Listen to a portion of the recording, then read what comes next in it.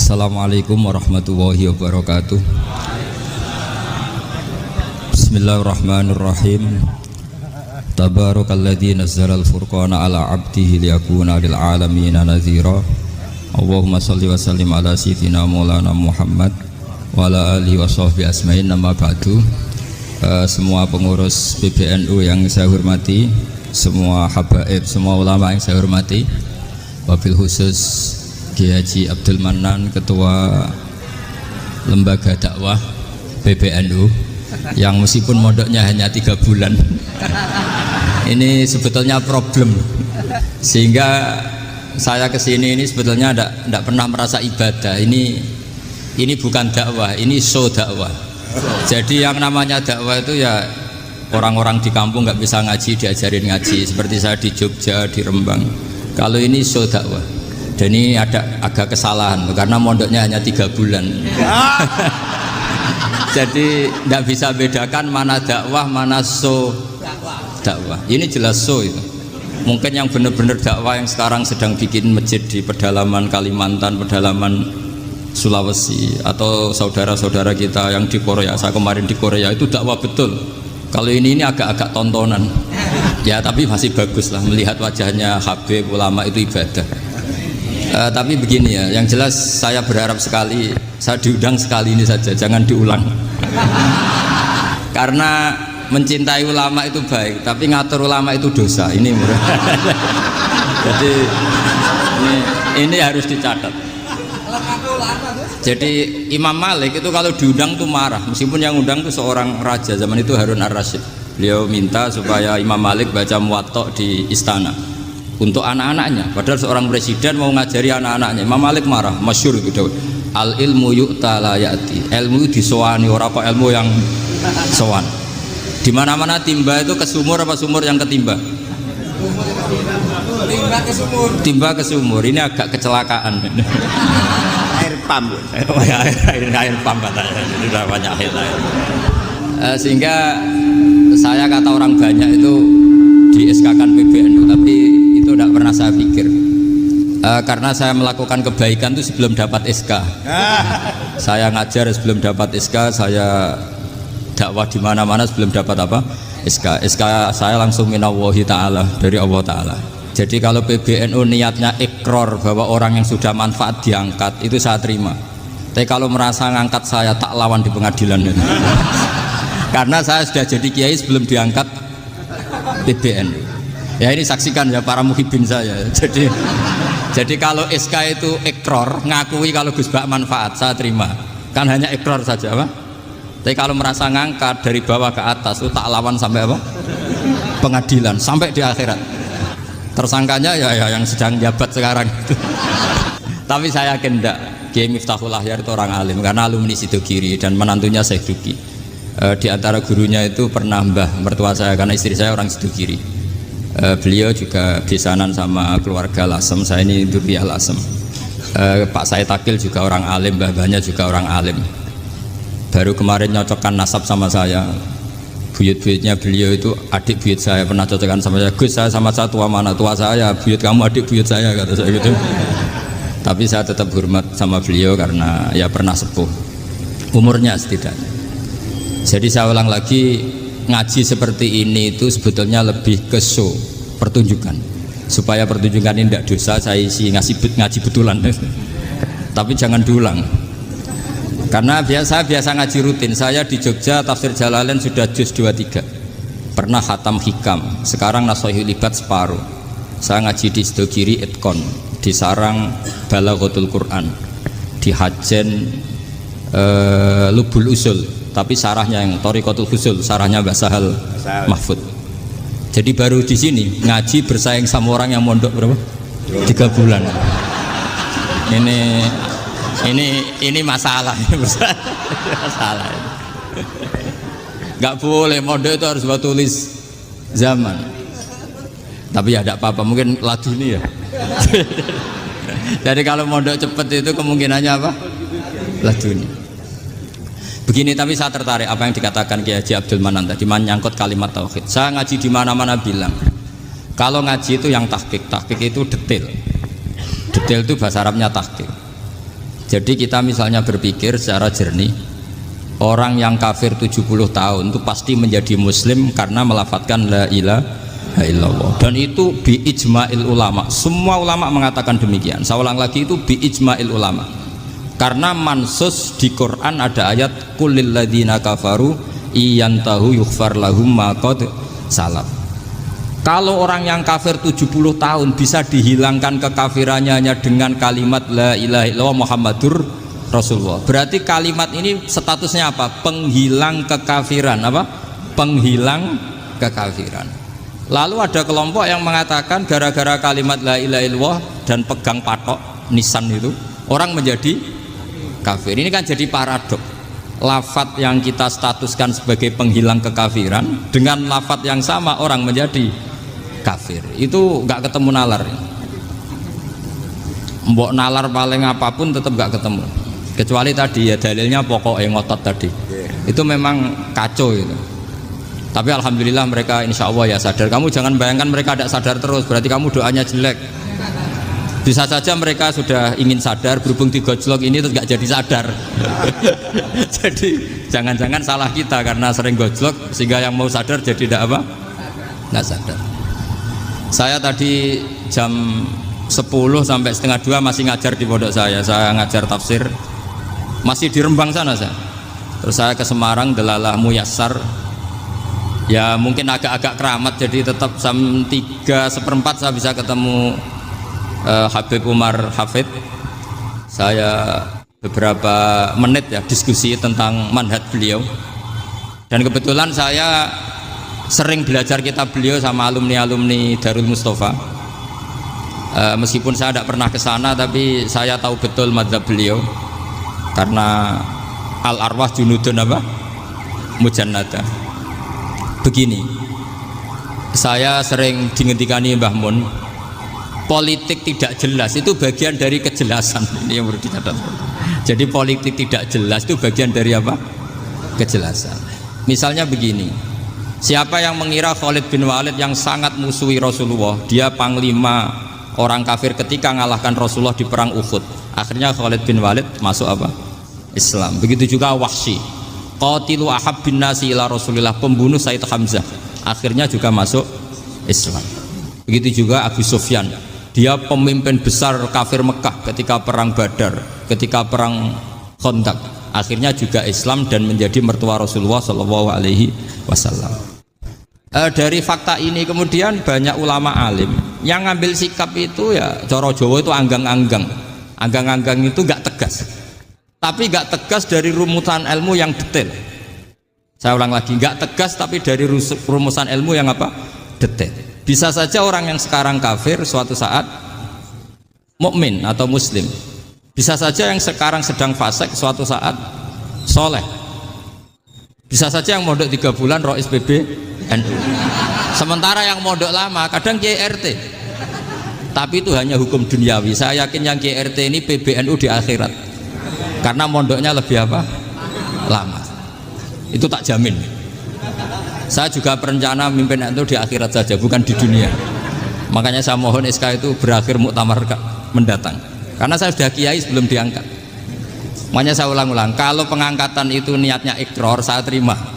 Tapi kalau niatnya ngangkat, tak gugat di pengadilan. Ini tidak guyon, ini betulan itu. Ya, tapi ini hanya guyon saja. Nah, ini penting saya utarakan teori ngaji ya.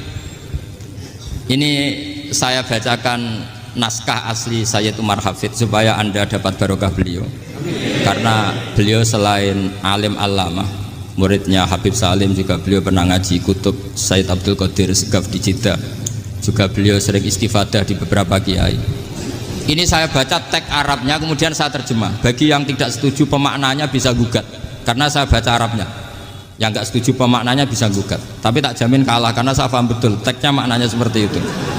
Logikanya tadi ya, ketika Rasulullah ngambil sikap tegas kepada qatilu Hamzah yaitu Wahsy, dan ketika Rasulullah ngambil sikap tegas pada orang-orang yang mengalahkan beliau di perang Uhud, kaifa yuflihu qaumun fa'alu bi anbiya'ihim hakadha, bagaimana mereka jadi orang benar atau orang yang dapat apa? Kebahagiaan Kalau mereka perlakuannya seperti Nabi seperti ini, yaitu Nabi sujawaju masyhur wa kusirat ruba, ya tuh Nabi itu wajahnya terluka, gigi serinya tanggal. Orang-orang seperti ini tuh nggak akan bejo kalau orang Jawa, nggak akan falah. Tapi apa yang terjadi? Allah menurunkan ayat laisa laka minal amri syai'un aw yatuba 'alaihim aw yu'adzibahum. Muhammad itu bukan wilayah kamu ngecap orang, menstigmasi orang itu tidak wilayah kamu. Saya bisa saja mengampuni mereka atau menyiksa saya itu atau menyiksa mereka itu wilayah saya, kata Allah. Saya bisa saja mengampuni mereka atau menyiksa mereka itu wilayah saya. Sehingga akhirnya apa? Rasulullah tidak ngambil sikap yang mungkin orang lain mengatakan itu tidak tegas. Tapi itu kearifan. Betul, akhirnya Wahsy malah masuk Islam. Khalid bin Walid panglimanya juga masuk Islam. Dan beberapa orang kafir juga masuk Islam, termasuk mimbenihim, ketuanya yaitu Abu Sufyan. Ini penting saya utarakan. Makanya ini saya baca pembenaran dari konstruksi pikiran tadi. Nah ini supaya khas. Ini khasnya orang mondok 10 tahun nih. Jadi ini saya baca ini. Nah, biar jelas ini nanti tagnya persis ya, tidak saya rubah. Ini di kitabnya Habib Umar Hafid, namanya itu Taujihun Nabi Limardoti Bari. Kalau diterjemah ya mengarahkan orang yang sadar. Nabi itu orang yang sadar ya, sampai ini termasuk orang yang sadar. Limardoti Robbi, menuju mendapat ridho Tuhan atau Allah Subhanahu wa Ta'ala. Saya baca tagnya ini di halaman 179. Ini tidak ada yang saya rubah, tidak saya kurangi. Bismillahirrahmanirrahim.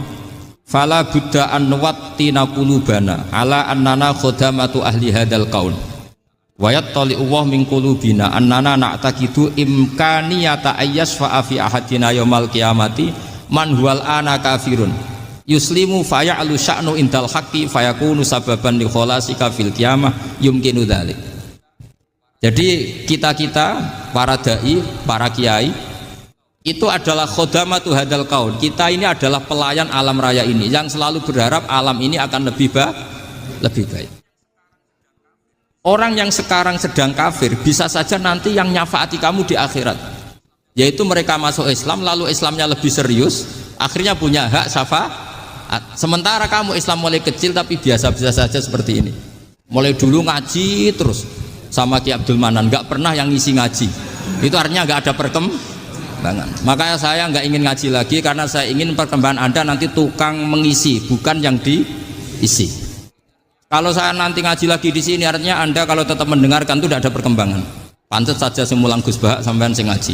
Sekali-kali ada perkembangan, saya ngaji sampean yang mulang, itu bagus ya. Meskipun itu perkembangan yang menyesatkan. Ini penting saya utarakan. Ini dawuhnya Said Umar ya. Orang yang sekarang sedang kafir bisa saja orang ini nanti nyafaati kamu, yaitu beliau orang ini Islam, kemudian Islamnya serius, maka punya hak syafaat. Sementara kamu Islamnya biasa-biasa saja. Itu masyhur kayak Sayyidina Umar. Sayyidina Umar Islam di hari itu langsung makomnya makom yang a'la, sehingga mengalahkan yang sudah Islam lebih lama. Karena Islamnya Umar itu menjadi izzatul Islam betul. Makanya jangan benci orang tegas teman-teman, kadang ya ada baiknya. Abu Bakar itu sudah Islam tapi layinal janib, orangnya santun. Kalau dipisoi orang yang menengahi lah, kira-kira seperti itu. Begitu juga Bilal, Ammar, Suhaib. Singkat cerita, Rasulullah itu sering dibully ya, sering disiksa orang-orang kafir. Rasulullah berharap, wah kalau yang Islam gini terus repot. Melihat Umar ini petarung di pasar Uka, dia dapat uang itu kalau tarung, menangan. Kata Rasulullah, kalau ini yang Islam ya bagus. Beliau berdoa, Allahumma aizal Islam bi Umar. Itu kira-kira 2 hari dari doa beliau, Umar masuk Islam. Itu pertama masuk Islam itu orang-orang kafir diparani. Kalau kamu ganggu Rasulullah Muhammad tak bunuh. Semenjak itu orang kafir yang gentenan sembunyi. Sehingga kata para mereka yang Islam selalu jaya mut aslama Umar, ketika Umar masuk Islam. Itu dalam 1 hari Islam itu Rasulullah sudah ngendikan Umar yang Islam sehari ini imannya kalau ditimbang separuh ahli dunia masih unggul sama Islamnya Umar. Nah bisa saja seperti itu. Jadi saya minta sama teman-teman yang mencintai ilmu, tidak tegas itu bagian dari ketegasan dalam ilmiah. Karena kita ini tidak mengendalikan dunia, tidak mengendalikan hidayat, hanya Allah piyambak yang ngasih hidayat. Maka sikap kita laisalaka minal amri syai'un aw yatuba alaihim aw yu'adzibahum. Rasulullah yang ahabbul khalqi ilallah saja tidak boleh tegas karena semuanya potensi itu ada. Cuma kita tegas dalam kebenaran saja, tapi nggak perlu tegas dalam mengawal kebenaran. Kenapa demikian? Karena Islam ini agama yang akan dijaga Allah ila yaumil. Yang jaga Islam bukan PBNU, bukan PP Muhammadiyah, bukan kiai. Yang menjaga Islam namun Allah Subhanahu wa ta'ala. Makanya Sayyidina Umar itu kalau disuruh mikir Islam itu nggak mau betul. Masyhur itu dalam tarikh-tarikh. Umar mimpin itu sukses, banyak futuhat. Singkat cerita akhirnya orang tuh kelangenan, wah kalau Umar meninggal kayak apa. Sehingga Abdullah bin Umar setiap jalan-jalan tuh dibully. Kalau sekarang dibully, ya Abdullah bin Umar, bapak kamu itu gimana?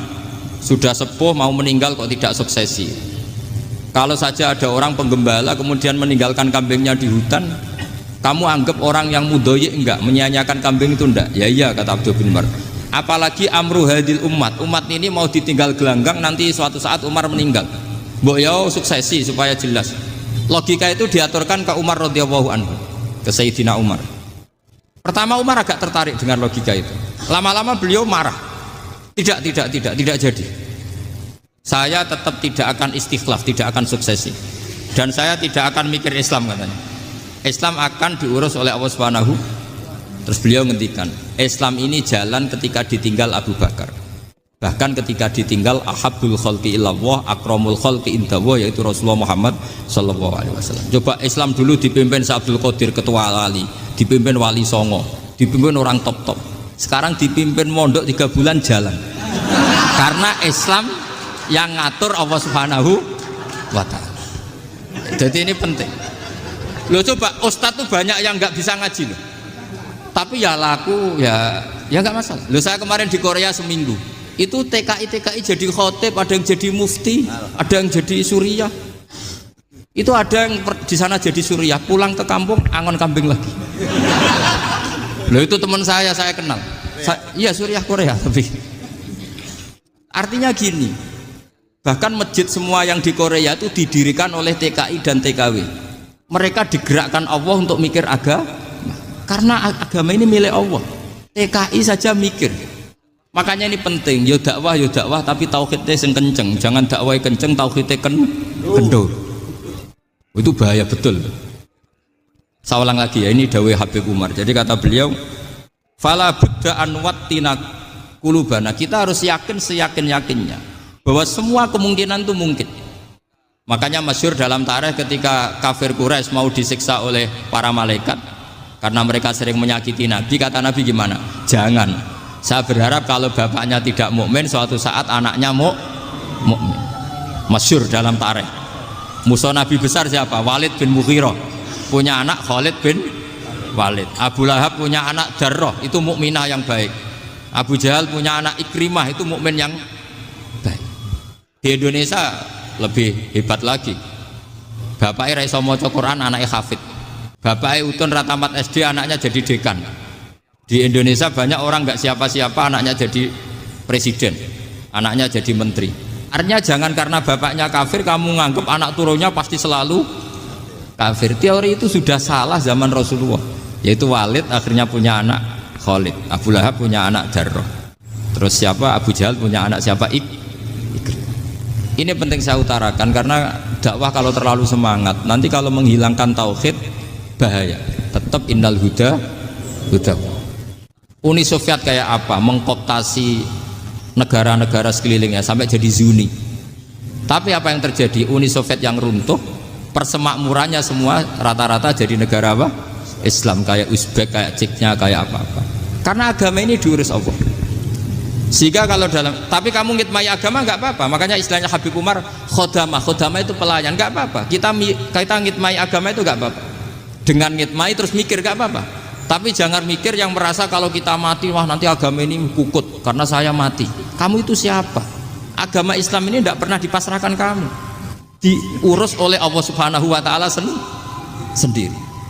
Sehingga ketika Wali Songo meninggal, agama ini tambah kuat sampai sekarang.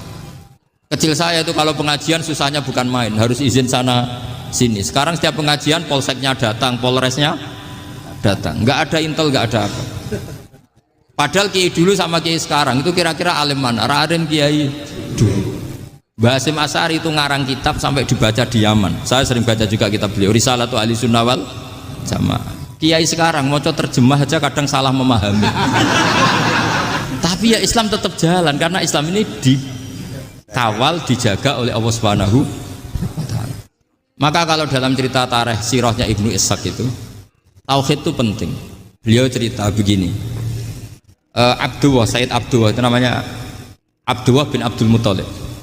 Kita tahu kenangannya Rasulullah terbanyak itu bukan dengan Sayyid Abdullah tapi dengan Sayyid Abdul Muthalib, dengan mbahnya. Karena Nabi itu mulai kecil dirawat oleh siapa? Mbahnya. Yaitu yang disebut Nabi ketika 2 bulan kan abahnya sudah meninggal. Ya saya baca ya, pakai bahasa Arab biar jadi bid'ah. Nanti kalau bahasa Indonesia ada bid'ah. Tidak betul.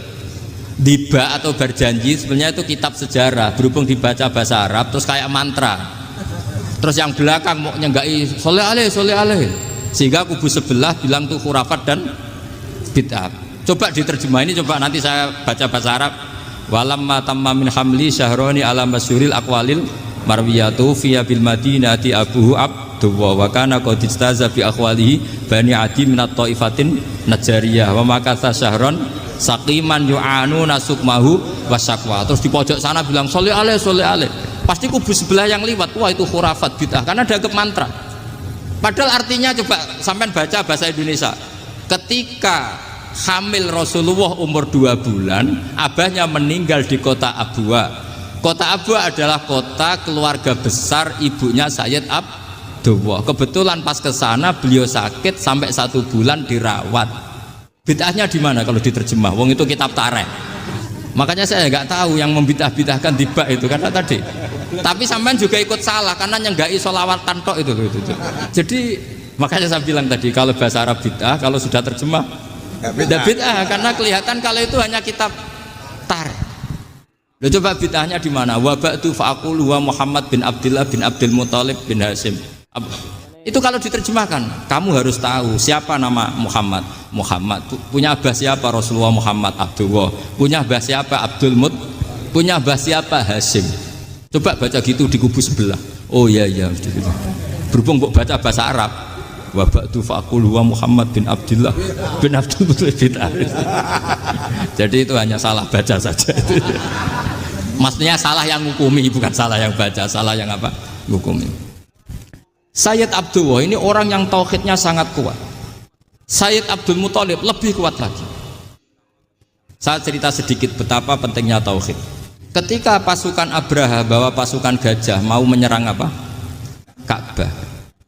Itu sebelum menyerang itu semua aset-aset milik orang kafir Quraisy, milik orang Quraisy lah.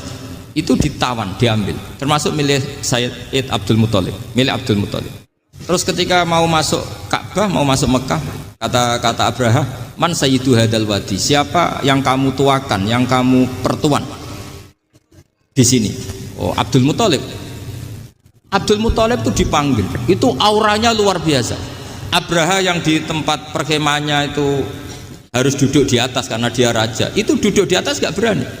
Saking wibawanya Abdul Muthalib, ini mbahnya Rasulullah. Akhirnya Abraha bilang gini, saya duduk di bawah tidak mungkin karena saya raja. Kamu duduk jejer saya tidak mungkin karena nanti umat saya kecewa karena raja kok disaingin gitu. Ya sudah, sambil berdiri-diri kita ngomong. Akhirnya Sayyid Abdul Muthalib tadi diomongin gini, saya itu tidak ingin merusak orang-orang Mekah, orang-orang Quraisy. Saya hanya kecewa punya tempat ibadah dikencingi, diberakin sehingga saya mau merubuhkan Ka'bah. Tapi dengan damai, nggak ada perang. Apa jawabnya Abdul Muthalib? Lucu. Nggak apa-apa, Ka'bah kamu robohkan silakan, nggak apa-apa. Yang penting unta saya yang kamu sita kembalikan. Harta saya yang 100 unta kamu sita kamu kembalikan. Itu Abraha kagetnya bukan main.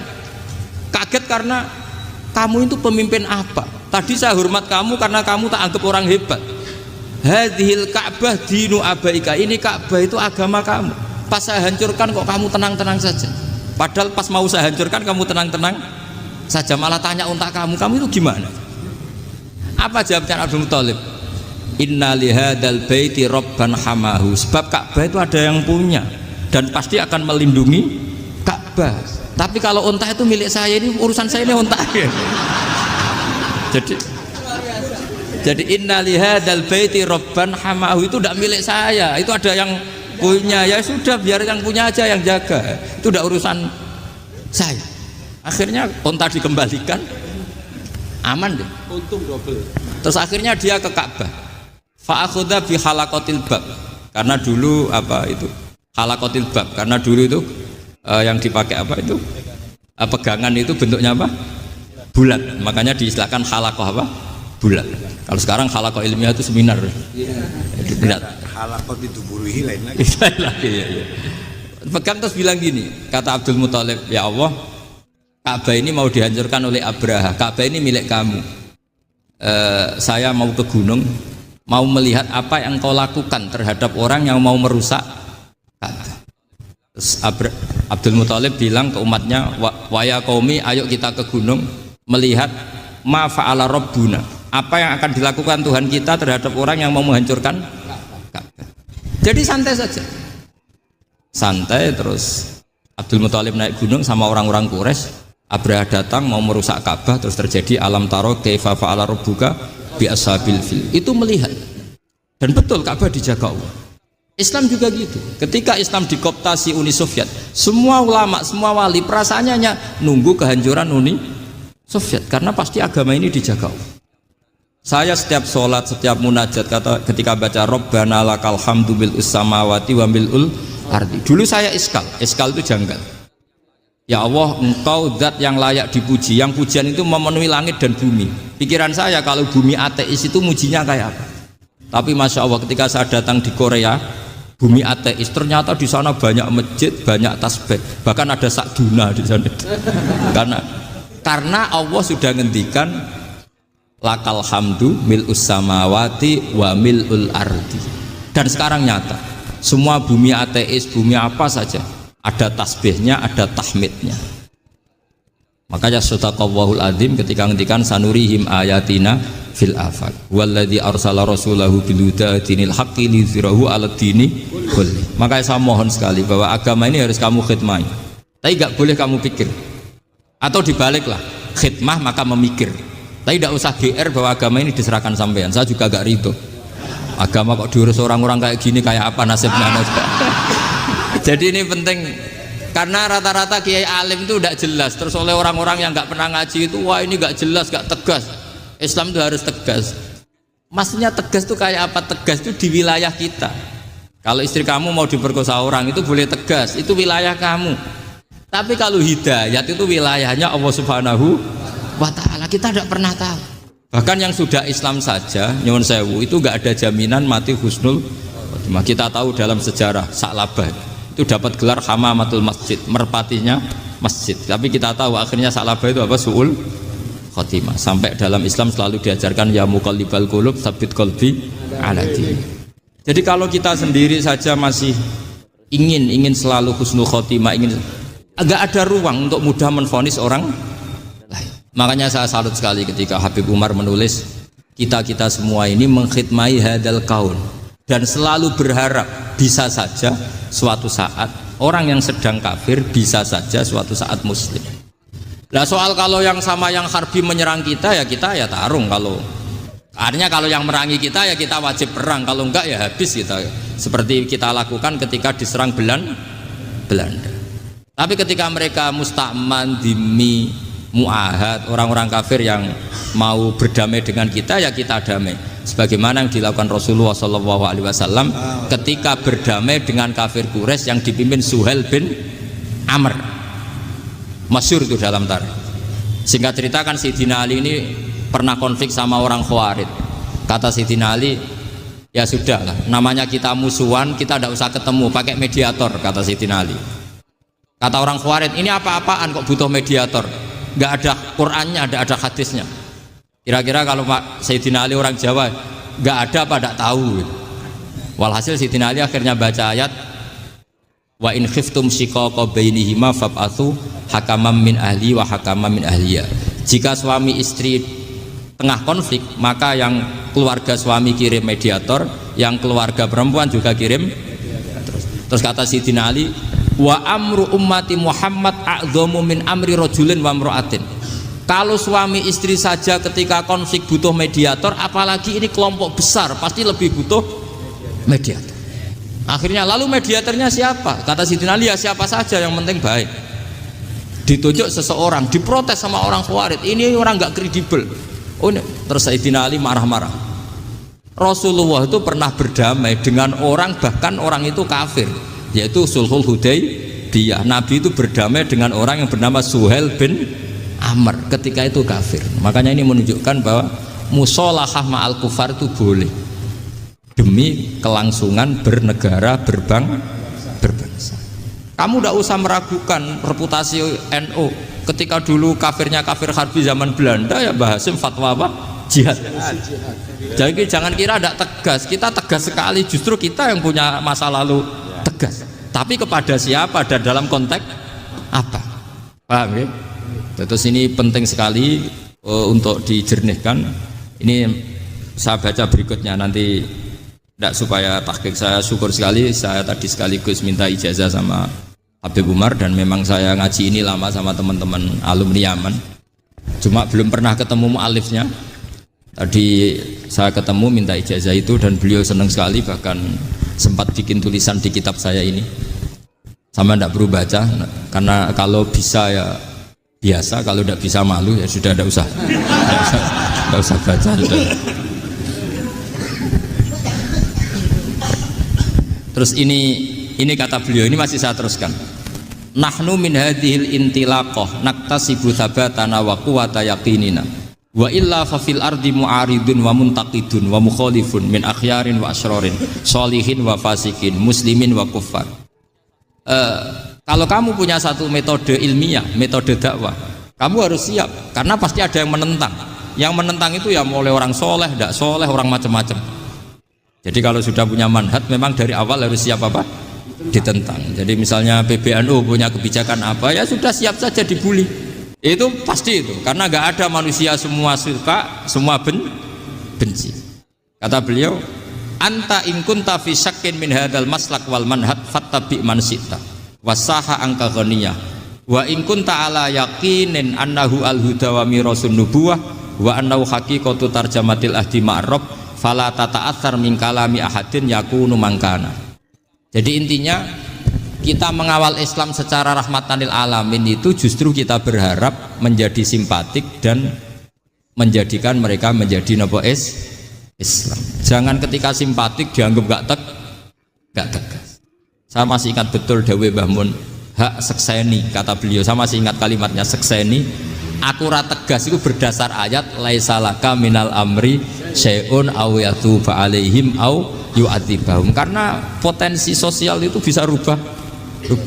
Orang yang sekarang kawan kamu bisa saja suatu saat jadi musuh, yang sekarang musuh kamu bisa saja suatu saat jadi kawan. Terus kamu ngambil sikap tegas dalam sesuatu yang nggak stabil seperti ini, lalu tegas itu kan nggak pada tempatnya. Makanya yang seperti ini kata Allah pakai asa itu menawa-menawa. Asa wahu ayyaj'ala bainakum wa bainal ladzina ataitum minhum mawaddah. Bisa saja orang yang sekarang musuhan dengan kamu suatu saat dijadikan mawaddah. Kamu udah mawaddah itu saling mengasihi. Kamu udah usah tanya, wallahu qadir, kata Allah, karena Allah mampu.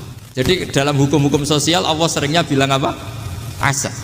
Misalnya wasa antakrahu syai'a wa huwa khairul lakum, wasa antuhibbu syai'a wa huwa syarrul lakum. Karena masalah sosial ini semuanya asa, yang pernah tahu siapa. Bisa saja sekarang saya Rois Surya, nanti SK-nya nggak turun lagi, tapi saya tidak apa-apa. Bisa saja nanti santri 10 tahun dipimpin 3 bulan, nggak apa-apa. Bolak-balik nggak apa-apa, saya tidak akan kecewa, karena masya Allahu kana wa malam yasa lam yakun. Assalamualaikum warahmatullahi wabarakatuh. Assalamualaikum warahmatullahi wabarakatuh. Alhamdulillahirabbil alamin, wassalatu wassalamu ala asyrofil mursalin sayyidina maulana Muhammadin wa ala alihi wa sahbihi ajmain. Amma ba'du. Ingkang sangat kawula hormati Mbah Mus Kiai Haji Ahmad Mustofa Bisri, sedanten keluarga besar Duriyah Mbah Khalil Kiai Bisri, sedanten mawon wonten Gus Yahya, Gus Yakut, sedanten Kiai Said Asrori, sedanten ingkang kula hormati Niki acara sing paling kula seneng mergi setengah pamitan kula niku. Kula niku pun matur teng pundi-pundi pun daftar dadi wali. Karena kula niku mboten gadah sejarah bapak ku apal Quran nggih senengane deres. Mbah kula niku senengane tirakat. Mboten sekedar enggak keluar dari rumah, enggak keluar dari kamar. Abai bapak. Lah tapi kula pun pamit teng Jogja teng pundi-pundi niki pamit teng mriki duka pamit kalian Mbah Mus napa Gus Yahya napa sinten sing jelas kula kepengin tradisi-tradisi ngaji niki kalau nyuwun putu-putu Mbah Mus niki wonten Rafi, wonten Samis danten. Kula tak cerita sedikit. Jadi Kiai Bisri niku murid saking Kiai Khalil. Kalian Kiai Misbah. Kula sing jare wong akeh niki jare wong akeh. Ketoke nggih tenan. Kula jare wong akeh alim mawon nak maknani Jawa niku nggih anut Kiai-kiai sepuh. Kadang-kadang nggih mangkel. Mergo lafat sing wonten teng Jalalain kula ora roh maknane. Jebule Kiai Misbah niku nggih maknani kaya wetiku, mboten nyebut maknane napa niku. Tangge Bisri juga sama. Dan kita sing nekuni tafsir kula baleni malih sing nekuni tafsir, nekuni fikih niki kula sengaja ngajak putu-putu Mbah Mus. Itu punya tingkat ketersiksaan sing ekstrim. Dados kula mboten nate tersiksa kados Gus Yahya wedina NU terlibat politik mboten itu mboten wilayah kula. Mergi sekali saingan mbek kula menang kula kadose muhibine kathah kula. Mergi piyambake nak kepengin diarani tawaduk ya ngaku nak tawaduk. Mlepuke ngono kok ngaku tawaduk. Jare ndredeg kok mlepuk ra barbar. Manjen. Lho kula niki madlum. Dari awal Gus Bak gak kenekan. Lah wis kadung dituduh menisan kan nggih. Terus niki kersane piyambake gak nggawa dosa tak wales saiki kersane wajah usayiatin napa? Sayiatum mislu. Kula angsal barokah fikih detail. Masyhur nggih Kiai Khalil Harun niku riyen sayang saking Sarang. Gadah kakak riyen asmane Umar Harun. Niku alim-alime Kiai Sarang Fiddaurisani Kiai Umar Harun. Niku sause Mbah Ghazali pendiri Sarang niku sing paling alim asmane Mbah Umar Harun. Niku gadah santri riyen di antara alim-alime santri Sarang asmane Mbah Dimyati. Niku buyut kula. Terus Kiai Khalil Harun niku nggih murite Mbah Umar Harun. Nggih murid nggih adik Mbah Umar Harun sing nglahirno mulai Mbah Dowi mulai banyak kiai. Niki kula tak cerita sanad. Niku mbahe Mas Efon niku tiyang Sedan, Mbah Bolah niku Mbah Bul niku. Niku riyen mbahe seneng ngaji nggih, seneng tenanan duka putune mboten ngertos. Wong tiyang Sedan niku gaya tok niku gayane di Jombang terus Jakarta niku gaya tok niku tiyang Sedan niku. Pinggire sale niku. Kula terangaken. Kula sengaja ngajak putu-putu. Tiyang sing alim allamah niku nggih baca kitab, misalnya Al-Ibris, napa Al-Iqlil, napa yang milik kiai-kiai Jawa. Niku mesti pertama yang ingin diketahui itu misalnya ketika Kiai Bisri maknani wa antas ma'u benal ukhten. Lan ora oleh nikah dua saudara putri. Nggih niki kula tenang-tenang mawon badhe nerangno fikih. Misale jenengan nikah kalian Zainab atau dengan Sri atau siapa saja. Itu enggak boleh saat yang sama sebelum dicerai mbake ya mbok nikah, adike ya mbok nikah. Pertanyaannya, mun nggak ngerasa minuman Kang, pun mboten ngaji kok ngombe lucu. Pertanyaannya adalah secara disiplin fikih niku wa antas ma'u binal ukhtan itu yang nyata-nyata haram adalah binal mar'ati wa ammatiha, binal mar'ati wa kholatiha. Yang enggak boleh dinikah itu bukan sekedar dua saudara, dua saudari ini, tapi juga perempuan dan buliknya, perempuan dan budenya, perempuan dan mbahnya, dan seterusnya dan seterusnya. Sehingga kita ketika maknani wa antas ma'u binal ukhtan adalah jangan menikahi dua perempuan sing bainahuma mahramiyah. Ya saya ulang lagi ya. Jangan menikahi dua perempuan sekaligus yang dua perempuan ini ada hubungan apa? Mahram, hubungan darah. Nah, hubungan dua mahram itu bisa karena ukhtan, bisa karena perempuan dan buliknya, budenya atau perempuan dan mbahnya. Sehingga ketika ada gerakan kembali ke Quran dan hadis, kembali ke teks Quran dan hadis, dan kita hanya mempercayai teks sharih ya, teks yang sharih dari Quran dan hadis. Kita yang nekuni ilmu ushul fikih justru mboten kepengin ngoten. Karena kalau kita hanya berpegangan nas berarti yang haram hanya wa antas ma'u bainal ukhtain. Padahal ada bainal mar'ati wa ammatiha wala bainal mar'ati wa kholatiha. Begitu juga misalnya tentang anak tiri. Jika seseorang menikahi janda yang punya anak tiri, niku diistilahkan oleh Allah wa roba ibukumul lati fi hujurikum Dan kamu tidak boleh menikahi anak tiri yang ibunya sudah kamu nikahi. Itu ada kata fi hujurikum yang serumah. Tapi tentu tidak bisa difahami kalau tidak serumah kemudian boleh. Maksud kula niki cerita tentang putu-putu. Ketika seorang Ki Bisri sukses damel Al-Ibris, ben putu-putu ngerti yang belum disempurnakan itu apa. Ojo mau naskah Mbah Bisri ku laris ya, kepenaan. Malah bakas duit laris. Niku repot, niku kula sengaja ngajak putu-putu karena memang kula nu mboten gadah kepentingan apa-apa. Kepengin putu-putune wong alim ya ngalim. Gus kadung dicucup dihormati putu Ki Bisri, putu Mbah Mus, dicucup gelem sinau ora gelem. Cara kula niku masalah niku. Nggih mboten cara kula, cara wong akeh masalah niku. Cara kula ora dikriminal ngoten niku. Terus ketersiksaan itu yang kemudian kula ya tentu yang paling dekat saya dengan Mbah Mun, bapak saya, dengan Mbah Mus, dengan ya banyak tokoh. Maka ketersiksaan saya dengan tokoh-tokoh tadi yang disebut Gus Saiful Yusuf itu beda. Kita ingin tek-tek itu tetap dikawal oleh ilmu ulama. Jangan sampai wa antasma'u bainal ukhtain itu nas bahwa yang haram itu hanya bainal ukhtain. Kemudian kita tidak ngerti itu min itlaqil ba'di wa iradatil qul atau ibaratun anil mar'ataini sing bainahuma mahramiyah dan seterusnya dan seterusnya. Maksud kula matur tegese Yusuf, umpama muktamar teng ngarep omah kula niku ora mesti teko. Mboten krana sombong, kula nu sering damel analogi. Kalau ada orang rapat ketahanan pangan, yang enggak rapat tapi nanam padi, yaitu yang bikin ketahanan pangan. Kalau Gus Yusuf rapat tentang mempertahankan mazhab Ahlussunnah wal Jamaah, sing mulang kitab Ahlussunnah gini ku sing mempertahankan Ahlussunnah wal Gus Yusuf mau rapat tok, itu tugasnya Gus Bah rapat. Ahlussunnah itu harus dipertahankan, itu tugasnya para kiai dok. Nggih, pokoknya selera ngongkon wijek. Ya saya ulang lagi, kula mboten rapat teng PB ini mboten krana napa, sing rapat pun kathah. Jadi kalau ada rapat keamanan perumahan, satpame rapat kabeh malah jebol. Ya ana sing rapat, ya ana sing tetep jaga keamanan. Ya ana sing rapat ketahanan pangan, ya ana sing tetep nanam napa Pak? Padi. Ya ana sing rapat teng PB, ya ana sing langsung mulang kitab Ahlussunnah. Ya perlu dicatat saya ini pengajar kitab Aqidah Ahlussunnah wal Jamaah Mbah Hasyim. Yang ngaji ya cucu-cucu beliau sorokan sudah 4 tahun kali. Niku Gus Yusuf, anak-anak Gus Zaki beberapa sorokan Risalatu Ahlussunnah Mbah Hasyim. Sama kula. Di kula niku bener-bener mempertahankan madzhab Ahlussunnah. Fi'lan napa? Fi'lan itu nyata. Mboten rapat, mboten nggih mulang tenan. Maksudnya kula kadang disalahno. Jenengan ngurus PBN ora tau rapat. Lah kon rapat ora tau mulang kitab Ahlussunnah. Sakjane kula men tiyang sae nek mboten disalahno ya mboten nyalahno. Ya berhubung kadang disalahno ya akhirnya ya ngomong lah. Tapi kula husnudzon sama Gus Yusuf. Ya di bab-bab tertentu itu memang harus ada yang kayak saya, tidak harus saya kayak saya. Supaya tadi kalau rapat ketahanan pangan ya petani itu ya sudah melakukan ketahanan pangan karena nanam nopo padi. Itu juga guru-guru Madin yang selalu mengajar akidah Ahlussunnah nopo wal Jamaah. Terus kedua sing kula badhe matur teng putu-putu. Kula kan sering maos Al-Ibris Ki Bisri karena tadi kula niku kadang niku ada lafadz yang saya itu enggak ngerti Jawanya. Misalnya minas sajaril akhdar, dari pohon yang hijau. Tenggene Jalalain disebut kalmarhi wal afar. Itu di miliknya Ki Misbah, pamannya Mbah Mus. Wit dadap, afar itu wit apa itu tenan ta ora, maksudnya itu di Ki Bisri juga sama di bab-bab seperti itu. Suatu saat saya ini komplain sama Mbah Mun, ini cerita ilmiah karena ini yang saya tekuni.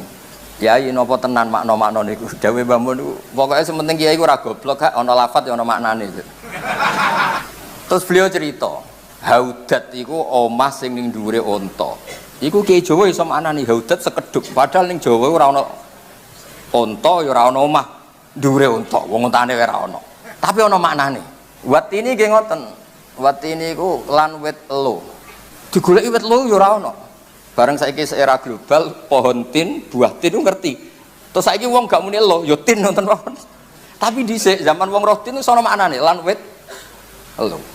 Mulane wonten cerita ana kiai rapati alim tapi kepengin kesusu mulang. Watini lan wit alu.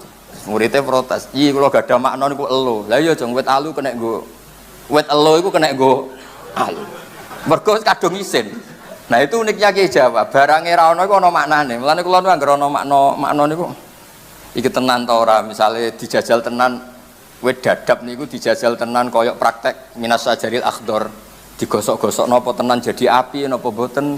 Nah, kalau kan urip teng Jogja, jadi kadang ditanya, apa bisa dibuktikan secara ilmiah?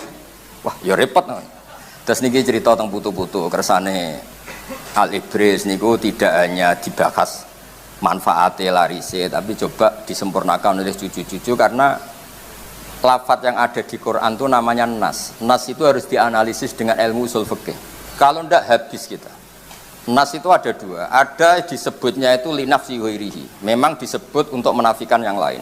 Misalnya mewada nikah. Misalnya kalau badhe nikah no Rafi nih. Rafi ndi? Ya memang harus Rafi. Karena memang perjodohannya tentang Rafi. Tapi kalau sekedar saya mau ngasih jajan ke santri, terus saya manggil, Samih mana, Rafi mana? Santri siapapun nggak masalah, karena butuhnya saya sodakoh dan jajan saya dimakan apa? Santri. Jadi dzikrusya itu kadang memang linafsi wirihi, kadang dzikrusya itu lil ghalib, karena yang saya ingat Rafi, saya nyebut Rafi. Tapi penerima jajan siapapun saya senang. Tapi dzikrusya bukan karena linafsi wirihi, bukan untuk menafikan, tapi lil ghalib. Memang ya yang diingat atau lumrahnya seperti itu. Dan itu penting di kaidah usul fikih karena waroba ibukum allati fi hujurikum, umumnya anak tiri itu serumah. Tidak serumah pun kalau ibunya sudah kamu kumpuli ya tetap tidak nopo halal. Jadi fi hujurikum itu bukan catatan untuk catatan hukum tapi lil ghalib.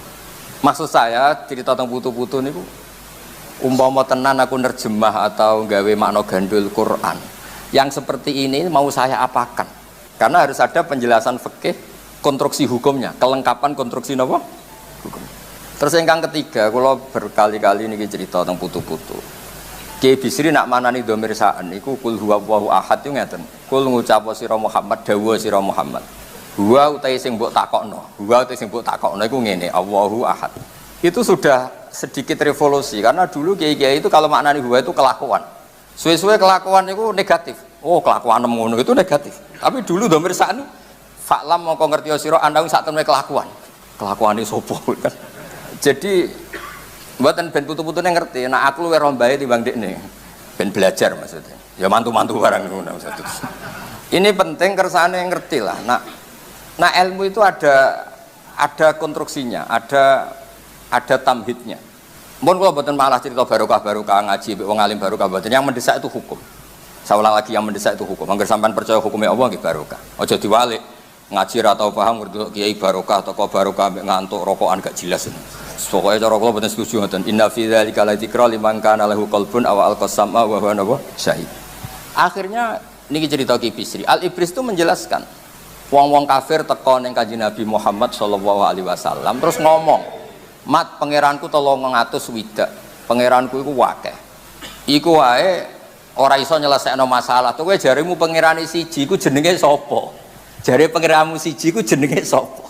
Terus Allah nyukani piwulang kul huwallahu ahad. Mulane Ki Bisri maknane huwa utawi sing mbok takokno iku Allahu ahad. Dadi sampean ora usah dadi putu-putu mikir iki dicetak sing leku piye, terus ben laris iku piye. Wis aku ben dipikir bakul, Gus. Putu-putu ku mikir ilmiah niku ben dipikir bakul. Bakul iku ya bakul. Piye supaya laris, kemasane piye. Tapi mikir keilmuan. Kula niku gadah keluarga yang secara hubungan keilmuan itu sehat lah. Bapak kula hafal Quran, riyen ngajine kitab nggih tenanan. Ibu kula nggih pinter lah dari keluarga yang memang seneng ngaji. Sehingga Alfiyah riyen niku kula nggih nganti sakniki insyaallah nggih setengah nglothok dan di antara nggih kula sinau tulisan-tulisane Ki Bisri. Sing kula butuhno niku maknani Jawa. Seni ngelola dari bahasa Arab dadi basa Jawa. Iku piye? Mergi nggih wonten kiai itu saking sopane mbek Kanjeng Nabi Muhammad sallallahu alaihi wasallam iku nak cerita iku keliru. Jare Abu Jahal ya Rasulullah, mergo dekne ora wani muni ya Muhammad.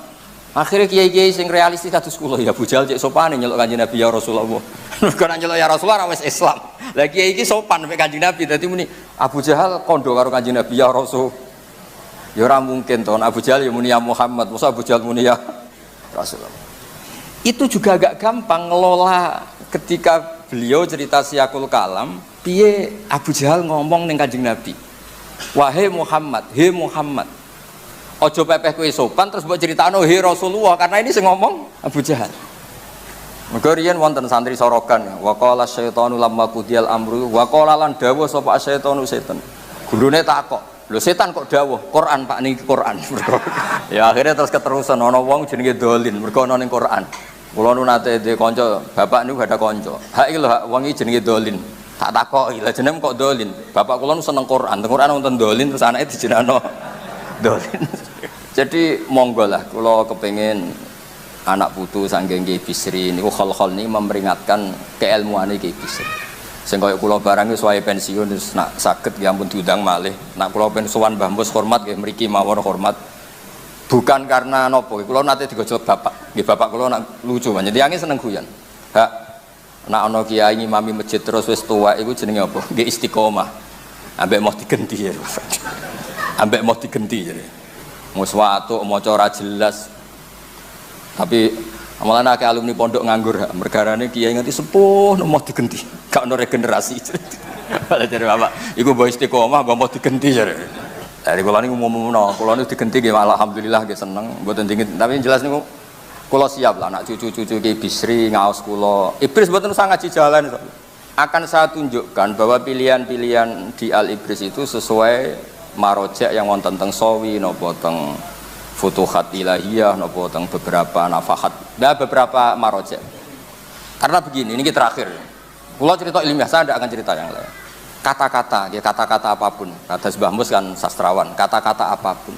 Itu mengganti apa? Iradul makna. Orang itu ingin menyampaikan kemudian bikin kata-kata atau bikin kata-kata kemudian makna itu lahir. Tentu orang itu sepakat ingin menyampaikan kemudian kata-kata ini lahir. Dan karena ini kata-kata, maka lahirnya itu dipengaruhi oleh keterbatasan. Ya kalau contohnya sing gampang-gampang nggih. Niki rungokno tenan. Ben mengke jenengan ngertos ulumul Quran. Misalnya saya sebagai kiai, pancen kiai tenan. Kula niku ya di pondok, di santri ngaji maksudnya. Saya punya santri Zaid, di rumah saya misalnya ada ular. Karena Zaid itu paling sering di rumah Zaid, Rene. Kebetulan di rumah saya ada ular. Terus Umar karena namanya ada Zaid enggak ke situ. Bakar karena namanya ada Zaid ke situ, enggak ke situ. Itu menurut saya keangkuhan karena butuh saya itu siapapun yang dengar suara saya datang untuk menolong saya, tidak harus Zaid. Menyebut Zaid itu karena keterbatasan saya, kebetulan yang saya ingat itu Zaid. Atau yang kebetulan kelihatan itu Zaid. Tapi siapapun yang membantu tentu saya senang. Sehingga itu melahirkan satu ilmu, ya Mu'ad inni uhibbuka fakul dubura kulli sholatin fala tadabatan dubura kulli sholatin Allahumma aini ala dzikrika wa syukrika wa husni ibadat. Enggak boleh misalnya Gus Saiful bilang, ya Mu'ad inni uhibbuka. Itu yang didhawuhi kok Mu'ad. Kan bukan saya, ngapain saya wiridan itu? Kan gak mungkin Kanjeng Nabi itu, Saiful Yusuf, kan gak mungkin. Mau kenal bora diakoni umatnya bora kan ora jelas nih. Artinya ketika Nabi menyebut ya Mu'ad, ya konteksnya karena yang di depan beliau itu Mu'ad, bukan berarti yang lain tidak boleh baca wiridan itu. Yaitu dzikrus syai' yang bukan linafiyuhiri, bukan untuk menafikan. Karena keterbatasan itu kemudian ada ilmunya. Makanya di kitab usul fikih paling terkenal itu Al-Muwafaqat lil Syatibi, Syatibi yang Al-Usuli itu. Ada kata-kata yang saya hafal betul. Kullu aqilin ya'lamu anna maqsudal khitab laisa huwa tafaqquh fil ibarah walakin tafaqquh fil mu'abbar an huwa mal muradum bi. Semua orang tahu bahwa yang dimaksud dari redaksi adalah yang diinginkan mutakallim, bukan pinter-pinteran bikin redaksi. Maksudnya pinter-pinteran gini, misalnya saya punya tamu Gus Ipul bilang sama Candal, jong sugoi teh. Ketika teh tidak ada, kopi atau minuman apa saja, yang penting ada yang dipakai nyugui. Jadi teh itu itlaqil badi wa iradatil kul apa saja lah. Jong tamune itu kok ono sate. Ya misalnya nggak ada sate ya apa saja yang dipakai hormat. Jangan kalau nggak ada sate kemudian tidak disugoi. Dan di Quran itu banyak. Makanya saya alhamdulillah barokahnya saya sering ngajar usul fikih di Jogja di mana-mana itu. Memang saya ngajar usul ulumil Quran itu. Kalau Anda persis tag itu baca Innova itu kalau naik Innova nggak perlu baca subhanalladzi sakhkhara lana hada. Karena di Qurannya itu wal khayla wal bighola wal khamira litarkabuha wazina, nggak ada wal Innova wal alpat dan sebagainya. Tapi orang tahu maknanya wal khayla itu markub, wal khamira juga apa? Markub, wal khayla wal bighola wal khamira litarkabuha. Artinya setiap ada markub dan Anda menikmati itu, ya sudah baca subhanalladzi sakhkhara lana. Dan itu khasnya NU, ada kias, ada kealiman membaca teks kemudian tidak terpaku oleh harfiah itu kealimannya NU. Dan itu gak pernah dirapatkan Gus Saiful Yusuf, aku yakin itu. Ya, terus niki kula cerita mawon mengke detaile kersane Pak Said. Pak Said itu pernah mbah kula, buyut kula niku dulure ibuke Pak Said, saking Damaran Kudus. Dados riyen teng Damaran ana pondok sepuh, kagungane Mbah Soleh bin Asnawi sepuh. Niku riyen Mbah Soleh darat, kan beliau tiyang mayong niku riyen ngaose teng Damaran. Mbah Soleh Darat ini kemudian yang punya murid Mbah Mahfud Termas, terus di era akhir-akhir punya murid Mbah Hashim dan sebagainya. Terus Pak Said Akil alim nggih. Ya normalnya jeneng alim itu marah alim malah lucu. Maksudnya Mbah Bayi alim alamah kok. Putune mboten alim ya lucu. Tapi ya oleh wong takdir. Kula niku sering ngekei fasilitas kiai-kiai termasuk Gus Sami kowe alim kok mbahmu ya oleh, tawaduk terus ra alim ra gelem nyaingi ya oleh. Kena alim berarti niru Ki Bisri, niru Mbah Mus, nara alim moh nyaingi mbahku. Kula riyen yo kancaku ra gelem sinau. Tak takoki, lha kowe ora kepen alim mboten Gus, mosok mbahmu alim kula alim kok nyaingi ra apik. Dadi monggo putu-putu ini pilihane kalih. Niru alim nggih angsal, tawaduk nggih angsal. Wis monggo mawon sesuai takdire ngoten mawon. Nggih ngoten mawon. Assalamualaikum warahmatullahi wabarakatuh. Saya pernah ke Israel ke Tel Aviv.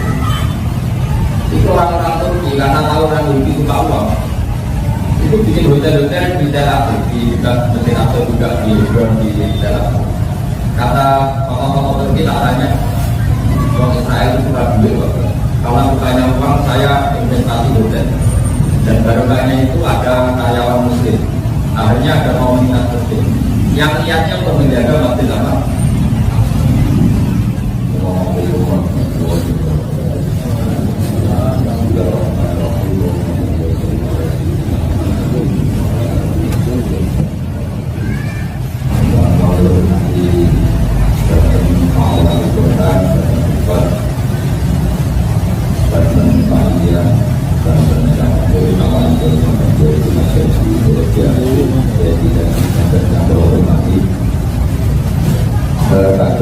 Biasanya pun rumah membantu teman-teman hafid atau pemahaman untuk memahami beberapa ayat yang benar-benar dimaksudkan oleh Allah Subhanahu wa Ta'ala dan dipegang.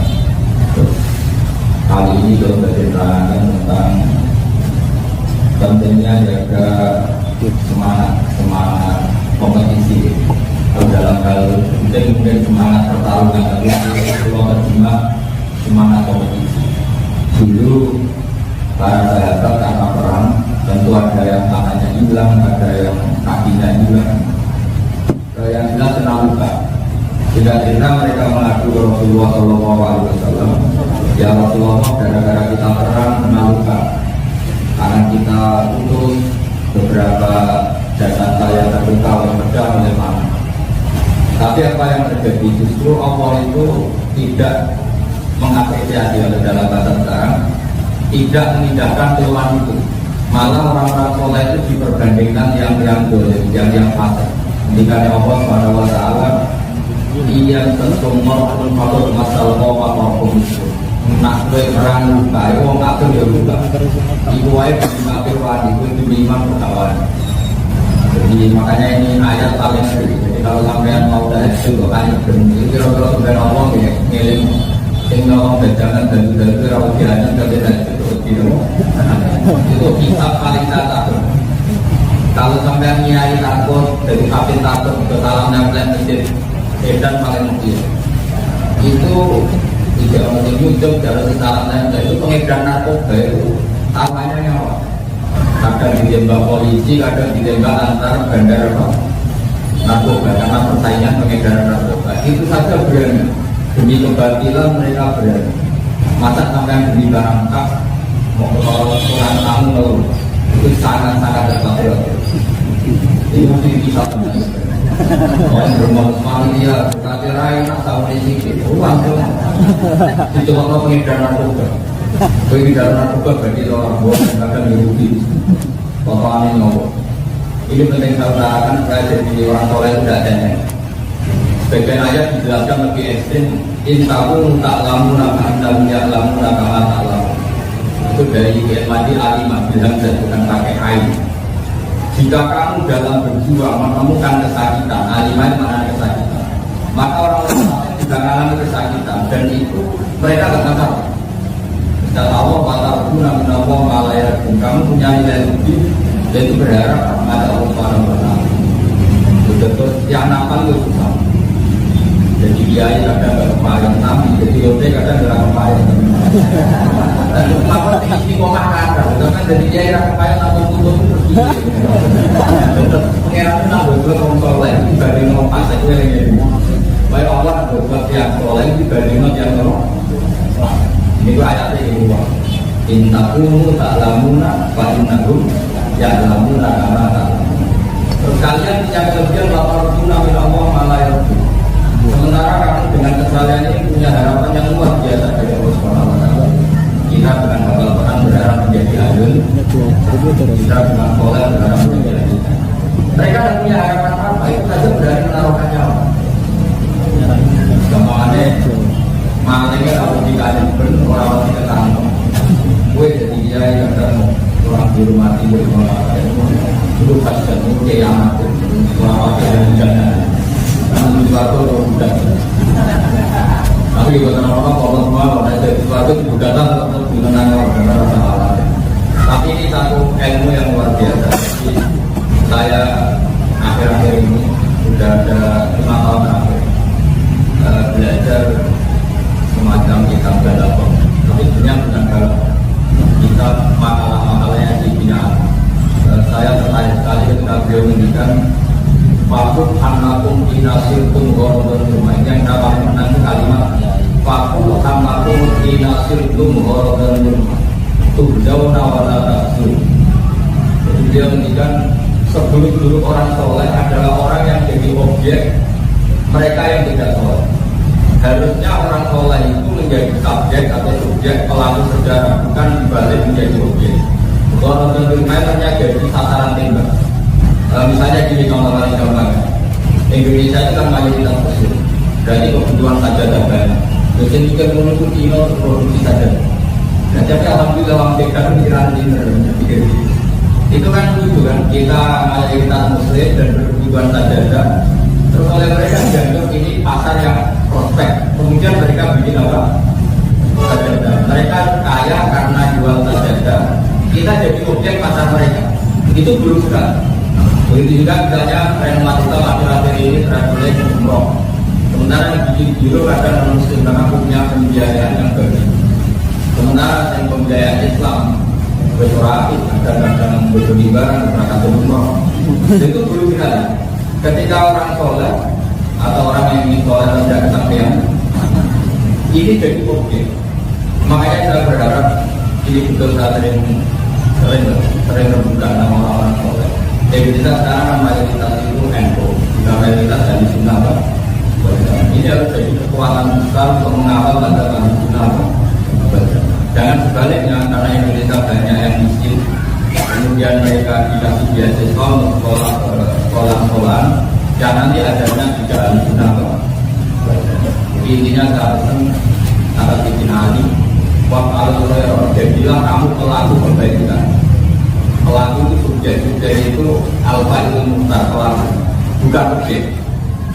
Nah selama ini program umat Islam kata izin Ali itu, Faku Tuhan lakum kinasirtum ghorodon rumah. Kamu itu buruk sekali karena jadi objek. Saya pernah ke Israel, ke Tel Aviv.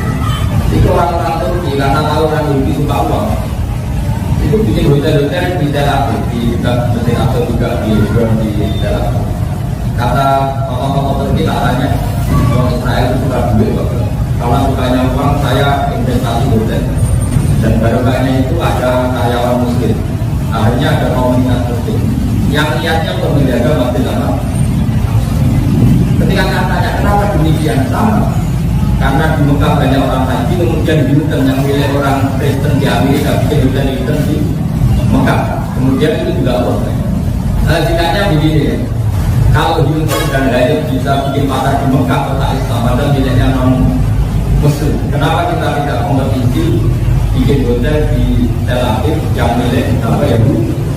Sehingga kita itu pokoknya walhasil umat Islam juga boleh jadi objek. Itu kata Sayyidina Ali, kalau itu terjadi Faku anbakum kinasirtum ghorodon rumah. Buruk sekali kalau kamu sebagai orang soleh menjadi objek yang hanya menjadi sasaran tembak mereka. Itu baik di dunia bisnis, politik maupun militer. Kayak tadi misalnya umat Islam itu suka sholat, kemudian yang bikin saja tak Kemudian yang kaya Pak, sebenarnya posisi kita sebagai kaum objek. Pokoknya itu saja yang penting terus agama kita dikawal oleh kalam Allah dan Nabi Rasulullah. Makanya kata Allah, wala tayyimu fi'tillah il-qaum. Kamu jangan pernah merasa lemah, merasa kalah ketika berkompetisi dengan kaum. Kaum ini bisa muslim versus kafir, bisa orang soleh versus orang fasik. Yang jelas bukan nomor 1 dan nomor 2, karena ini tidak ada konteks itu. Bersama Allah, intaku tak lamun apa inna punya lamun agama tak lamun kita punya kelebihan bahwa itu nabi Allah malah ini penting melakukan sesuatu kita lebih ikhlas lebih kuat. Kalau mereka bisa mengatur kita dengan kecerdasan mereka, kita juga bisa menjadikan mereka objek dengan kecerdasan kita. Jadi tadi misalnya saya betul-betul bersaksi orang Bali misalnya suka sate Madura atau suka sate, kemudian orang Islam dagangan sate di sana karena sukses ngajak ponakannya misalnya tahu dari komunitas muslim akhirnya berhubungan masjid-masjid madrasah itu era anak sudah bisa baca Fatihah. Tapi yang santri itu orang Bali bisa baca Fatihah. Bapaknya baru sate sukses ngajak ponakan di sana terus berhubungan di madrasah masjid karena sudah jadi kaum Islam. Akhirnya anaknya disekolahkan di Yogyakarta. Kemudian mau kita kalau sudah baca Fatihah. Begitu juga kemarin dari Korea dari pekerja yang juga banyak karena banyak bikin komunitas, bikin masjid, artinya butuh guru. Artinya beberapa ustadz disewa untuk jadi agar di sana.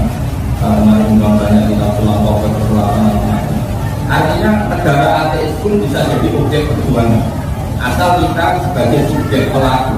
Jadi semua kita anggap sebagai objek, kita pelakunya untuk mengelola dampak. Bukan kita sebagai objek mereka lalu kita jadi guru atau jadi objek kayak kita dulu dijajah Belanda. Nanti orang Indonesia sopan-sopan dijajah. Sing sopannya diundang dulu, orang sing jajah diundang dulu. Cuma terlalu dulu orang itu. Dorong monggo, dorong dia betul setup zaman Belanda itu. Belanda, makanya agak sih masanya buka. Beliau bikin maklumat 22 Oktober bahwa melawan Belanda itu perlu ada. Zaman itu orang masih meluangkan ini. Jadi kita pernah jadi korban walaupun rumah itu jadi objeknya penjajahan. Makanya saatnya sekarang kita jadi objek. Tentu bela modern dan dengan perilaku yang baik, menjadi ekstrim juga.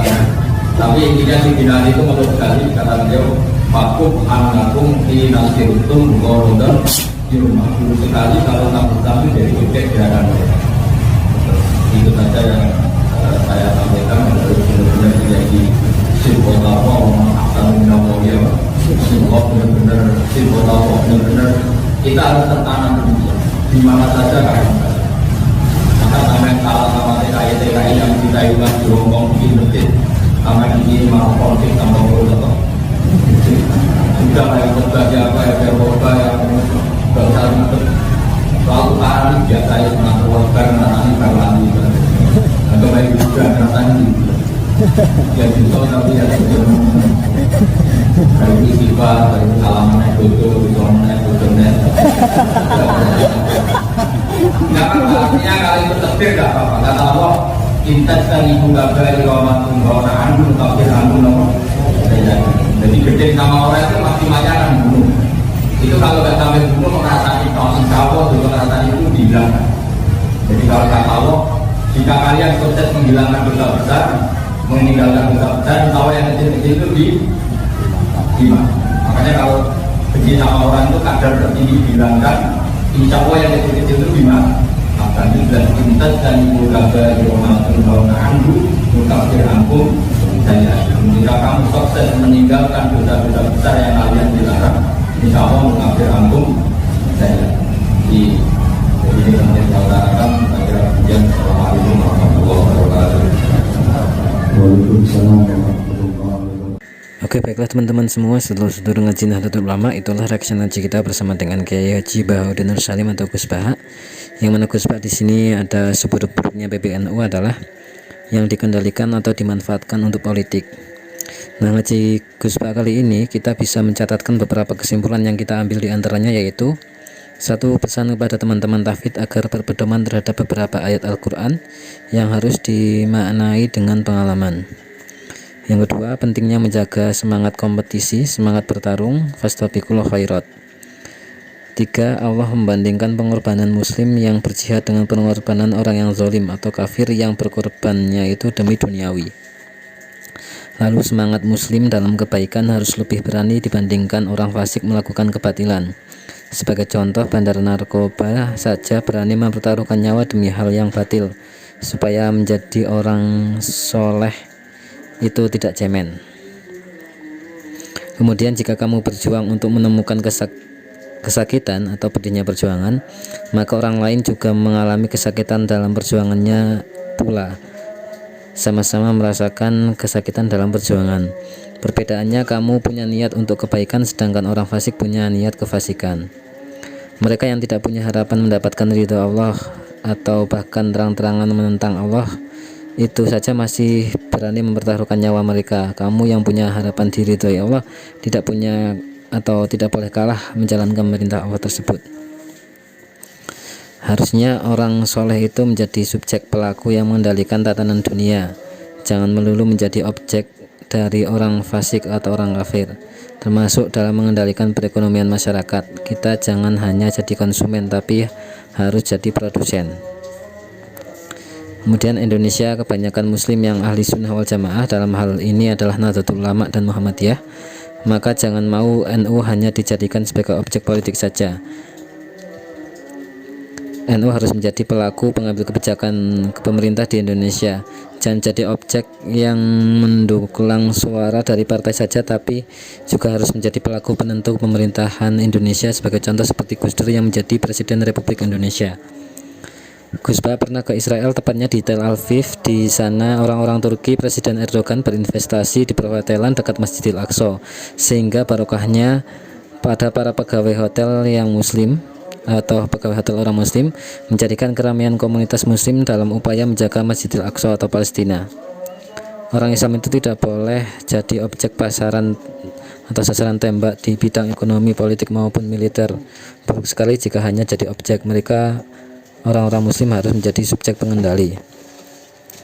Kamu muslim, maka kamu jangan takut ketika berkompetisi dengan kaum kafir ataupun kaum fasik, karena kita punya kelebihan, yakni mempunyai tujuan untuk kebaikan dan menegakkan perintah Allah. Bagus ketika ada orang Islam yang masuk komunitas non-muslim atau bahkan di tempatnya ateis, seperti di Korea, membentuk komunitas muslim dan menjadi subjek atas dakwah Islam di sana.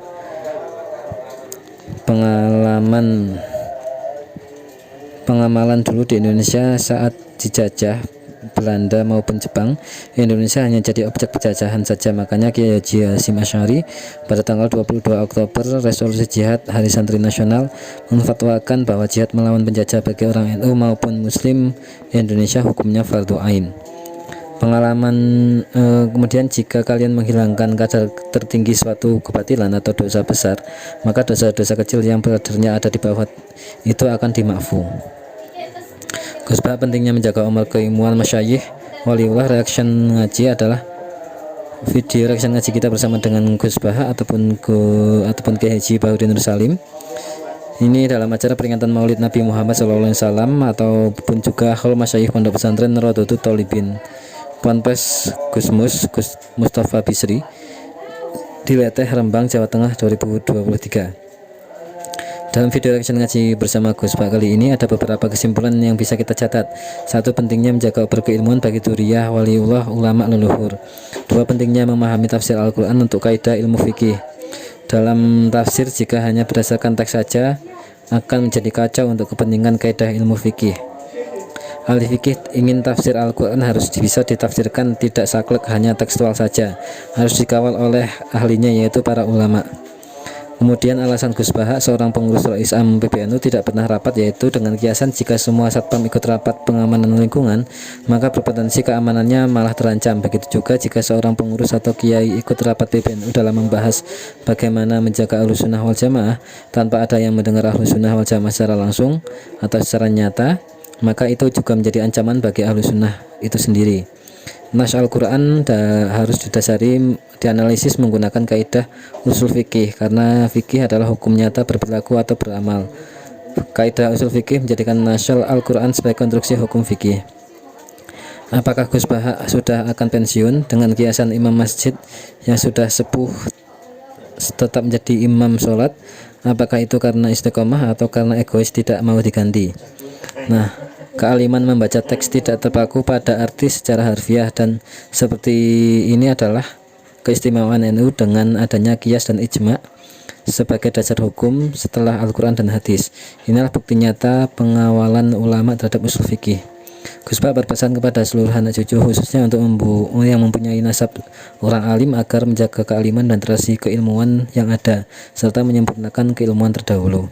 Nah, itulah secara garis besar keilmuan yang didapatkan dari video reaction ngaji kita kali ini, teman-teman. Semoga menjadi berkah dan berkah untuk kita semua. Semoga menjadi amal ibadah Gus Baha yang berkah dan berkah untuk kita semua, dan semoga menjadi semoga menjadi ilmu yang bermanfaat dunia akhirat untuk kita semua. Amin ya rabbal alamin. Terima kasih. Mohon maaf dengan kesalahan. Wassalamualaikum warahmatullahi wabarakatuh.